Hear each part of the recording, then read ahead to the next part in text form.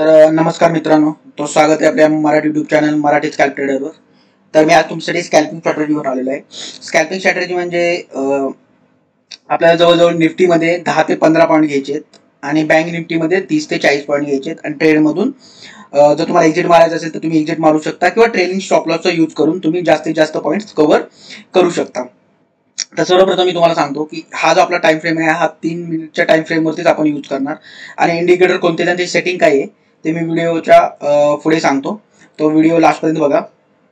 तर आपल्याला ही बेसिकली जी स्ट्रॅटेजी आहे तुम्ही बघू शकता, हे आपण बँक निफ्टी किंवा निफ्टीमध्ये न वापरता आपण त्याच्यासाठी वापरलेल्या स्ट्राईक प्राइस मध्ये आपण बघणार आहे.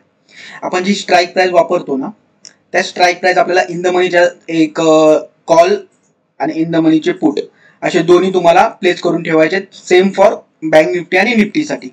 आणि जोपर्यंत आपल्याला हा इंडिकेटर बाय आणि सेलचा सिग्नल देत नाहीये तोपर्यंत आपण ट्रेडमध्ये एंट्री करणार नाहीये. आणि यामध्ये अजून एक कंडिशन आहे की ज्या कॅन्डलने बाय सिग्नल दिलाय ती कॅन्डल पूर्ण 3 मिनिटची कंप्लीट झाली पाहिजे, त्याच्यानंतरच आपण नेक्स्ट कॅन्डलला ट्रेडमध्ये एंट्री घेणार. ठीक आहे. आता सर्वप्रथम आपण बघूया, जसं आपण सांगितलं स्कॅल्पिंग स्ट्रॅटेजी. तर बघू शकता सकाळी काल 12 तारीख आपल्याला इथे बाय सिग्नल दिला, त्याच्या नेक्स्ट कॅन्डलला एंट्री म्हणजे इथे बघा, इथे बघा ओपन आणि हाय किती येते. ठीक आहे. ओपन 171 ला झाली, आपली एंट्री बसली. सेम कॅन्डल 177 ला गेली, बघू शकता सेम कॅन्डल आपली 177 ला दिसते तुम्हाला. नंतर ना आपण वेट केला, बघू शकता ह्या कॅन्डलचा हाय तुम्ही बघितला 184 च्या आसपास आहे. तर आपल्याला जवळजवळ 12-13 पॉईंट भेटले. आपण 10 पॉईंटच्या ह्याच्यावरती ट्रेलिंग स्टॉप लॉस लावा किंवा तुम्ही जस्ट 2-4 पॉईंट प्रॉफिट 75-76 ला ऍटलीस्ट तुम्ही थोडंफार तरी प्रॉफिट घेऊन जावा, कारण आपण इथे स्कॅल्पर आहे, स्कॅल्पिंग करणार आहे, त्यामुळे आपल्याला काही ना काहीतरी पॉईंट्स घेऊन जायचे. जर तुम्ही पॉईंट्स घेऊन नसता गेला तर हे बघा, तुमचं पूर्ण प्रॉफिट खाऊन तुम्हाला ऑलमोस्ट एका लॉटमध्ये 1,500 ते 2,000 रुपये लॉस दिला असता. मार्केट टोटली अनप्रेडिक्टेबल आहे. मार्केट कधी काही कोणता बिहेवियर करेल आपण सांगू शकत नाही. ठीक आहे. तर हा आपला पहिला सेटअप सक्सेसफुल झालाय. सगळे सेटअप सक्सेसफुल नाही होणार, एका दुसरा आपला एक्झिक्यूट पण होणार नाही, कारण की मार्केट स्ट्रॅटेजी कुठली स्ट्रॅटेजी 100% वर्क करत नाही. पण ही जी स्ट्रॅटेजी आहे तुम्ही ही यूज करून बघा, ही 100% तुम्हाला एका एका बाईंग एका सिग्नलला जरी तुम्हाला स्टॉप लॉस हिट केला तर नेक्स्ट कॅन्डलला तुम्हाला नक्कीच प्रॉफिट मिळून देणार आहे. ठीक आहे. आपला हा बघू शकता निफ्टीला कॉलमध्ये आपल्याला एक 13 पॉईंट भेटले. आता इथे सेल सिग्नल दिलाय म्हणजे ऑब्व्हियसली पुट साईडला आपल्याला बाय सिग्नल आलेला असणार आहे. पण बाय सिग्नल आपल्याला असा येऊन फायदा नाहीये, एकाच कॅन्डलवरती येणं इम्पॉर्टंट आहे. तर बघू शकता सकाळी दुपारी 12:15 ला आपल्याला एक बाय सिग्नल भेटलाय. ठीक आहे.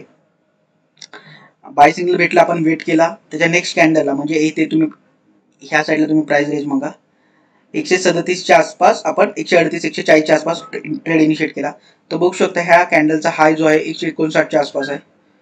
तर आपण हा ट्रेड मध्ये जर एंट्री मारली असती 160 च्या आसपास तरी तुम्हाला जवळ ऑलमोस्ट 20 पॉईंट भेटले असते. पण ठीक आहे, जर तुम्हाला जास्त ट्रेड होल्ड करायचा परत तुमच्या बाईंग प्राइसला झाली आणि तिथून बघू शकता की हा तुम्हाला 1:5 to 6% रिटर्न भेटलेला आहे. 180-190 च्या आसपास हा गेलेला आहे. म्हणजे जरी मगाशी तुमचा 10-15 पॉईंटचा स्टॉप लॉस झाला असता हिट, तरी तुम्हाला हाय तरी कव्हर झाला असता.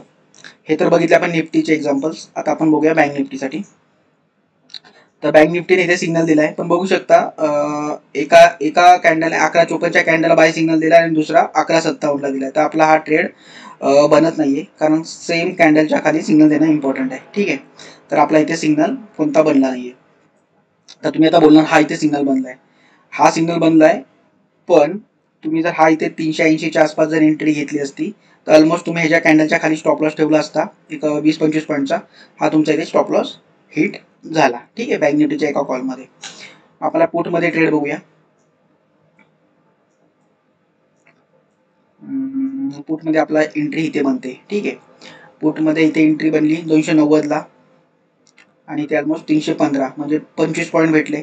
पण जर तुम्ही बघू शकता ह्याने रिट्रेसमेंट घेतलेली आहे आणि स्टॉप लॉस तुम्ही ह्याच्या खाली ठेवू शकता. एक 40 ते 50 पॉईंटचा बँक निफ्टीमध्ये तुम्हाला स्टॉप लॉस ठेवणं गरजेचं आहे. तर बघू शकता हा ऑलमोस्ट तुम्हाला 60-65 पॉईंट तुम्हाला इझिली भेटलेले आहेत. आणि तुम्ही जो आपल्या इथे पहिल्या कॉलमध्ये जो स्टॉप लॉस हिट झालेला तर ऑलमोस्ट 30 ते 40 पॉईंट तुम्हाला तरी सुद्धा कव्हर झालेले आहेत. तर ह्यासाठी आपण जे इंडिकेटर कोणते वापरले ते तुम्हाला मी सर्वप्रथम सांगतो. ह्यासाठी इंडिकेटर जे आहे ते आहे UT bot, 2 UT bot place करायचे. त्याची सेटिंग मी तुम्हाला सांगतो.